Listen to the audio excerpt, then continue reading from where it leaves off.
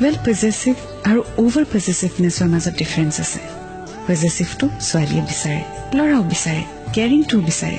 বাট যেতিয়া অভাৰ পজেচিভনেছ আহি যায়, প্ৰত্যেকটো কথাতেই যেতিয়া মাত দিয়া হয়, পাৰ্মিশ্যন ল'বলগীয়া হয়, চব কথা জনাবলগীয়া হয়, তেতিয়াহ'লে নিজৰ স্পেচটো বা নিজৰ ফ্ৰীডমটো ক'ত থাকিব? যদি চব কথাতে মতামত ল'বলগীয়া হয়, পাৰ্মিশ্যন ল'বলগীয়া হয়, তেতিয়াহ'লে নিজৰ লাইফটো দেখোন একোৱেই নাথাকিব, ৰাইট?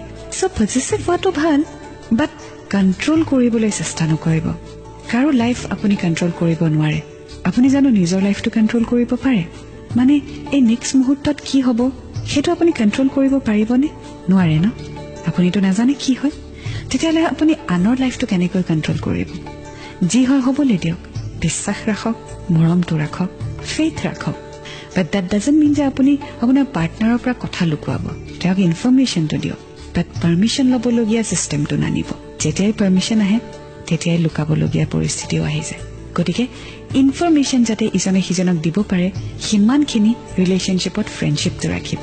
আগুৱাই গৈ থাকিম আজি লাভ ষ্টৰীৰ সৈতে. 93.5 FM বাজাতে ৰহো.